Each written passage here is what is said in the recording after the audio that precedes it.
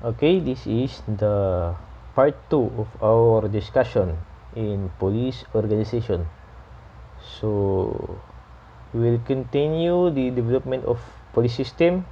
So, nandito pa tayo sa development of police system. So, as I have said kanina, during Japanese occupation, ito yung during the World War II, took over nila yung Manila Police District. So, other terms sa Japanese military police is Kimpitai. So, huwag niyong kalimutan yan. So, tapos na din tayo dito sa liberation period in 1945. So, natapos sa 1945 ang World War II. So, the MPD was reconstituted and placed under American control. Kasi nanalo ang Amerika during World War II. So, under American control na ang Pilipinas.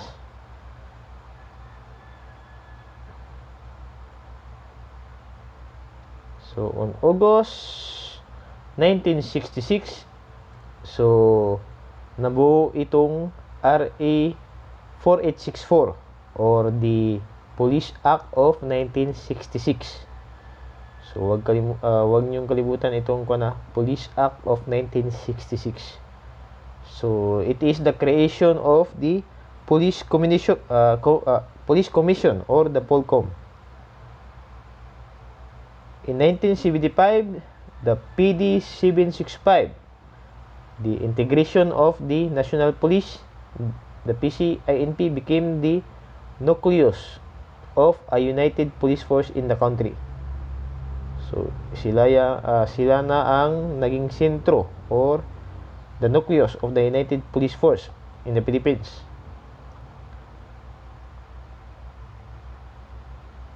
So, under nitong Presidential Decree 765 1975 during the time of President Marcos. So, during the presidency of President Marcos pa itong mga PD. In 1990, so nag-create na ng RA 6975, the creation of the Philippine National Police that is civilian in character and national in scope. So under the Constitution, it is expressly provided that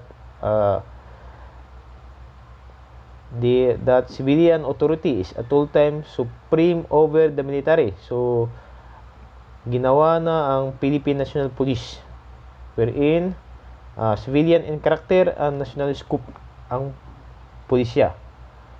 So, in 1998, nabuo na itong RA 8551. So, other term is the PNP Reform and Reorganization Act, dubbed as the PNP Professionalization. So, either Reform or Reorganization Act or PNP Professionalization. So, pag lumabas ito sa exam, either of the two. Or in 1988. In August 2009, so, it is the law amending the provisions of RA 6975 and RA 8551. Ito yung RA 9708 on the minimum educational qualification for appointment to the PNP and adjusting the promotion system. So, an act extending for 5 years the reglementary period for complying with the minimum educational qualification for appointment to the PNP and adjusting the promotion system thereof, amending for the purpose pertinent provisions of RA 6975 and RA 8551 and for other purposes. So, itong RA 6975 may linagay na qualification ang PNP but 72 units lamang. So, during RA 8551, so, reorganization na at PNP professionalization. So, naging 4 years yung qualification ng PNP. So, binigyan sila ng palugit. 5 years. Di ba?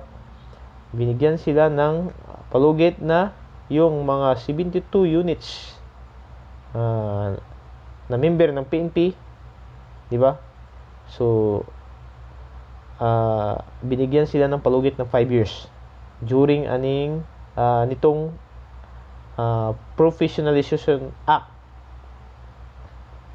sa RE 8551. But in RE 9708 inamend or some of the provisions of RE 6975 and 8551 is amended by this law. So instead of 5 years, may extension na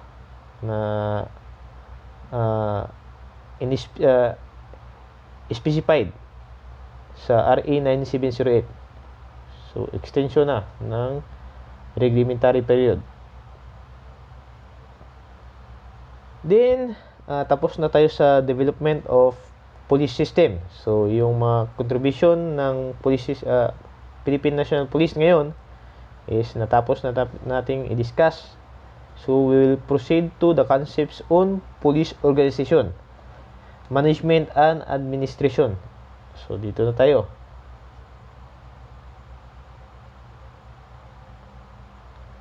So I have created a bubble chart wherein malalaman natin kung ano ang organization, di ba? So ang organization daw ay may two types of organization. Ito yung formal at informal. When we talk about formal, ito yung highly structured or may structure siya, meaning may position yung isang organization. While informal, walang structures. Then under sa formal,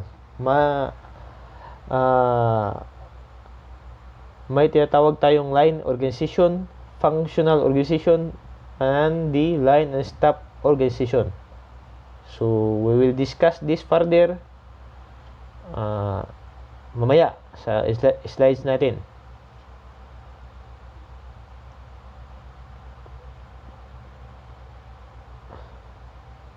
So may principles din ang organization.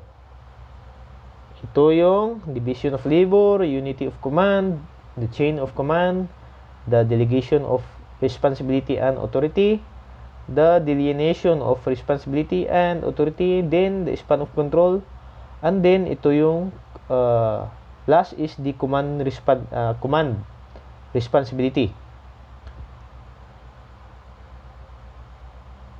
So sa hindi pa nakakaalam,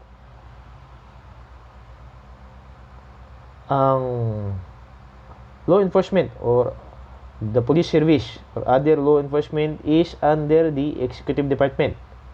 So as we all know, may 3 departments of the government or the 3 branches of the government. Ito yung executive, the legislative, and the judiciary. When we talk about legislative, ito yung mga gumagawa ng laws. Dito natin makikita ang Senate at ang House of the Representative sa legislative. Sila yung gumagawa ng mga bill at nagbubuo ng mga law. So as a republican country, so sila yung nagre-represent sa mga tao, di ba? So yan ang legislative. While judiciary, sila yung dito natin makita yung mga court. Sila yung i-interpret ng mga law. If there is doubt sa making of laws, sila yung nag-i-interpret. Diba? Kaya ng Supreme Court, ng mga korte sa ating bansa. So when we talk about executive department, so nandito na ang President or the Executive Department. So, under sa Executive Department, sila yung nag-i-enforce ng law. Number one example is the Philippine National Police. So, gaya din ng Philippine National Police, nag-i-enforce din ng law yung NBI, yung PDEA, diba? So, itong mga agencying ito is nag-i-enforce ng law na ginawa ng Legislative Department. So, ito yung pag may tanong sa board exam na saan under ang law enforcement or any other law enforcement agencies, hindi lang ang police organization, siyempre other law enforcement din. So, under siya sa executive department or branches of government. So, kaya nga sinasabihan natin ang presidente or ang posisyon ng presidente is siya yung chief executive, di ba? So, siya yung nagko-command sa lahat ng law enforcement agencies kasi under sa executive department ang lahat ng law enforcement organization. So, kuha na tayo dyan, clear na tayo dyan, di ba? So, sa law enforcement, may mga theories at may mga concepts din. Under sa law enforcement, may theories and concepts. So, under sa theories, may tinatawag tayong continental at home rule theory. So, we will discuss this further sa slides natin. Then, sa concepts, may old at modern concepts. So, under sa law enforcement or any organization, so kahit anong organization pa yan, may tinatawag tayong administration at operation. Ang tanong, what is the distinction o ano ang kaibahan ng administration at operation? So, when we talk about administration, when we will give some examples, for example, sasakyan, di ba? When we talk about administration, ano yung administration na para gumalaw yung sasakyan? So, ito yung mga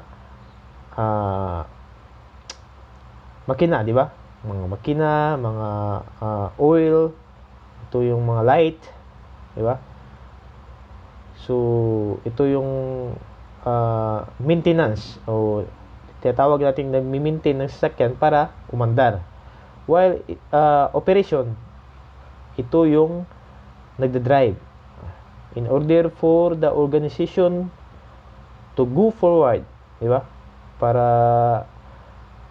kung sa Bisaya pa magliyok ang isa ka organization, di ba? Kailangan yung administration at operation. Kasi itong administration, ito yung i-compare natin. For example, yung car. I-compare natin itong administration as ito yung mga lights, oil, yung mga gas, di ba? Ito yung mga maintenance ng car. So, while operation is ito yung nagde-drive. So, ito yung nag-ooperate or ito yung rason bakit umaandar ang sasakyan. So, ito yung kaibahan ng administration at operation. Administration is focusing more on the personnel, di ba? Ano yung mga benefits ng kanilang personnel? So, ito yung focus ng administration. So, yung operation, ito yung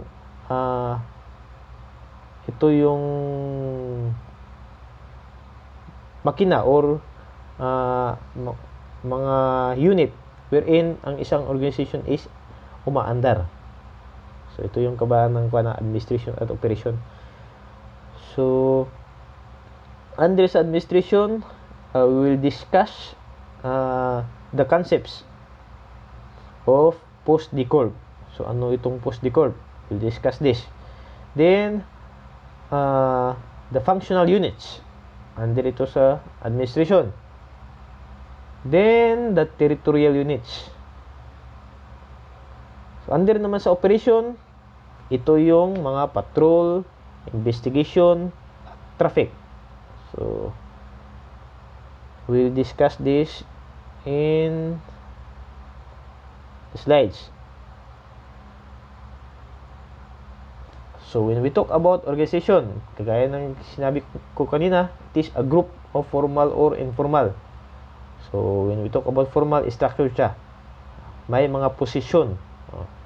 Diba? May chain, diba? Chain of position. While informal, walang, hindi siya structured. Ito yung kaibahan. Then, administration, the process of post-decorp. Then, the management, resources. So, ito yung mga 5 aims. Diba? Ng management. Then, police organization. So, organization is a general term. So, when we talk about police organization, specified siya. Meaning, a group of trained personnel in the field of public safety administration engaged in the achievement of goals and objectives that promotes the maintenance of peace and order, the protection of life and property, the enforcement of the laws, and the prevention of crimes. So, ito yung police organization. So, sa ating bansa, ang police organization is binded by the principles and the policies of the Constitution. So, itong mga police natin is representative. Sila yung nagre-represent ng government. So, as expressly provided by the Constitution, so, the prime duty of the government, so, is to maintain peace and order, di ba? Then, the protection of life, liberty, and property, or the promotion of the general welfare of the people. So, sila yung nagre-represent ng government, itong police organization. So, kaya ang motto nila is to serve and protect.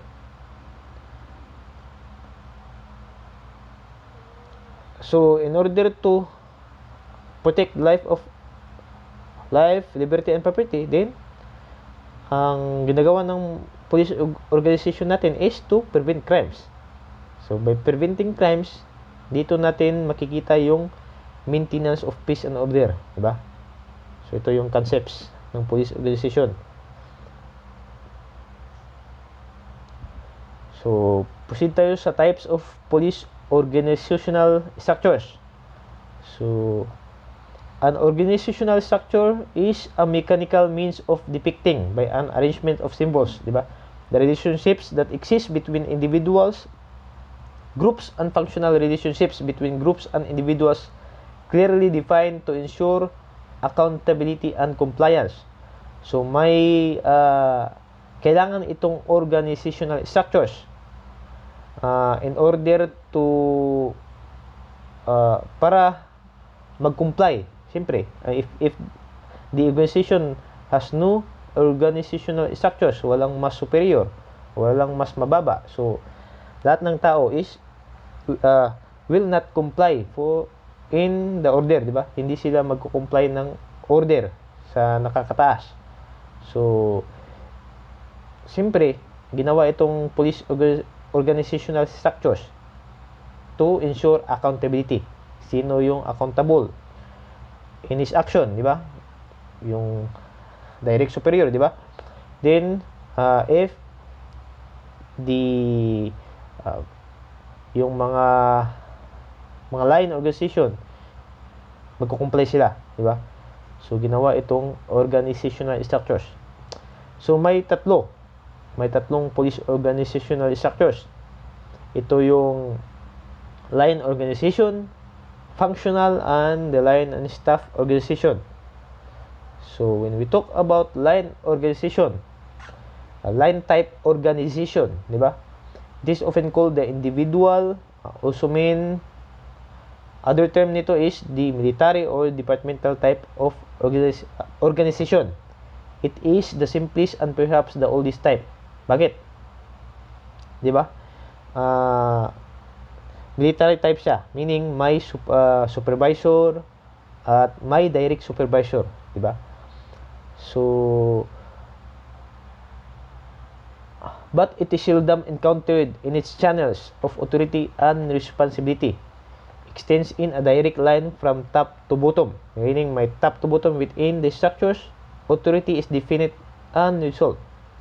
Meaning, makikita natin dito sa structure na as an organization, may supervisor. Every, for example, every PO1 or mga personnel, may direct supervisor sila. Diba? So, makikita natin dito na may direct authority. Sino yung authorized na mag-command sa kanila? So, sino yung may authority? Diba? Makikita. Meaning, definite siya. While functional type of organization, ito yung in its pure form is rarely found in present-day organization. So, hindi kadalasan natin makikita ito except at or near the top of the very large organization. So, except sa mga large organization. Diba? Unlike the line type of structure, those establishments organized on a functional basis violate the prime rule that men perform best when they have but one superior. Diba? Walang kuan dito. Ang superior nila is isa lang. So, walang tinatawag na supervisor or direct supervisor. Then, the coordination of effort in this type of organization becomes difficult since the employees responsible for results may be subject to functional direction of several persons. So, ang hirap nito is the coordination kasi wala silang direct superior, di ba? Discipline is difficult also, di ba? Mahirap ang disiplina kasi walang authorized sa kanila, di ba? Then, because of this multi-headed leadership, then there may be considerable conflict among the functional administrators, resulting in much confusion. Kasi lahat sila is kalibi lang. Kasi tinatawag silang specialized. Meaning may may position. Every leader has specialty. So, walang direct superior. So, ito yung ito yung disadvantage na type of organization. So, gaya ng sabi ko, it is really found in present day organization kasi marami siyang disadvantages.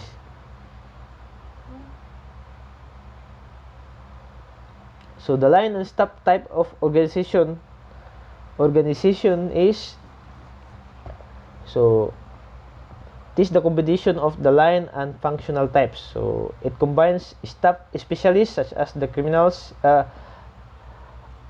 the training officers, and the research and the development specialists. So, the channels of responsibility is to think and provide expertise for the line units. So, may line units, may one superior, then may mga specialist. So, di ba? They will think and provide expertise. So, may different expertise sila, then it will give the line units, di ba? They will provide expertise for the line units. So, itong line and staff ay makikita din natin sa PNP organization, di ba?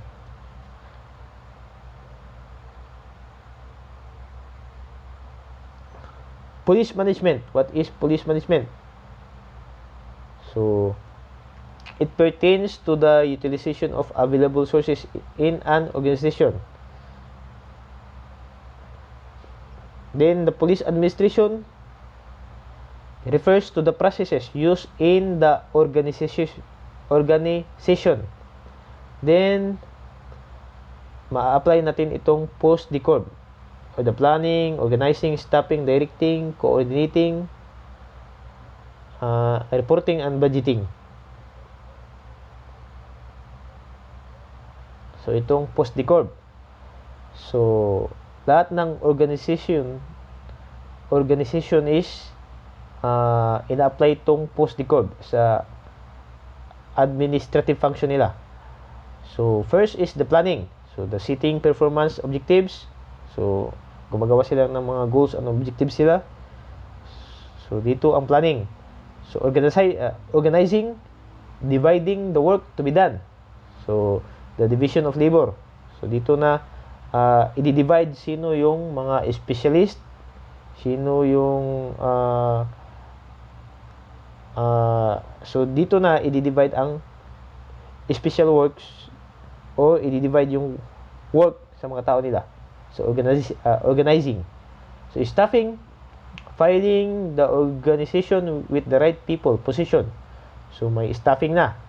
So, sino yung supervisor, sino yung manager. So, dito na makikita natin yung staffing. Then, directing. The making decisions. Next is the coordinating. Interrelating various parts of work. Diba?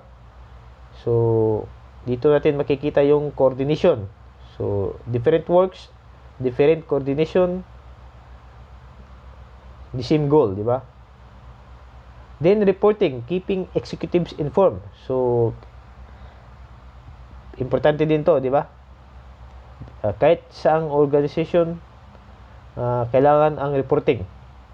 So, i-report nila ano yung mga pros and cons ng mga ginawa nila, yung mga objectives nila, yung nagawa, di ba?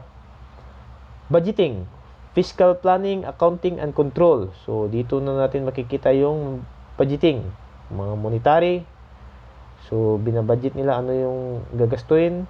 So, in every organization, so, makikita natin itong post-decorb.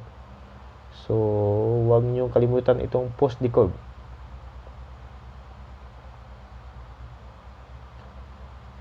The approaches in managing police organization. So, the classical approach. So, ito yung mga approach. Scientific management, focus on workers' productivity. So, nagko-focus with this scientific management by F. Taylor, nagpo-focus on workers' productivity. So, ano yung mga ginagawa ng mga workers nila? Kung productive ba or hindi. So, bureaucratic management ni M. Weber. Focus on division of labor and hierarchy of authority. So, administrative management by H. Fayol, the 14 management principles.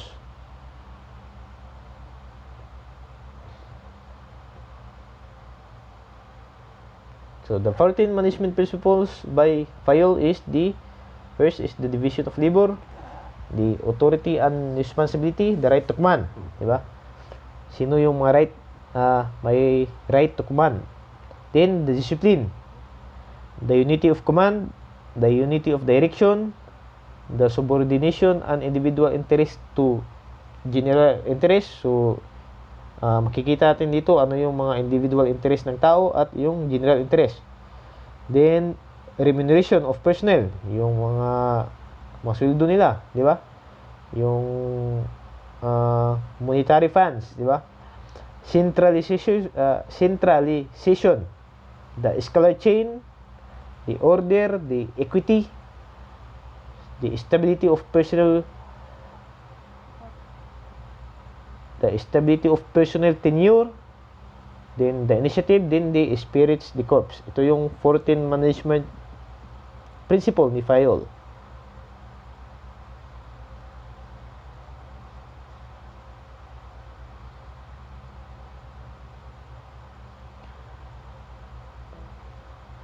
So, the human relations approach ni Elton Mayo, increase productivity.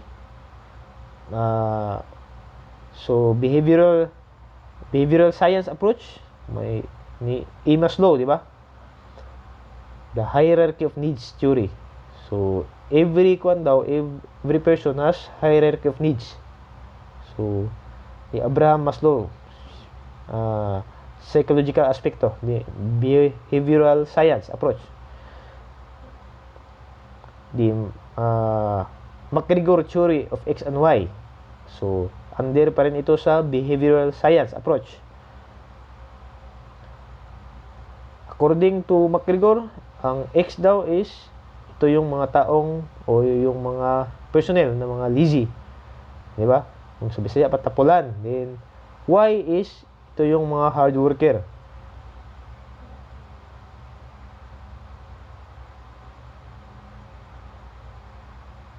So, tapos na tayo sa second part. We'll proceed again to third part.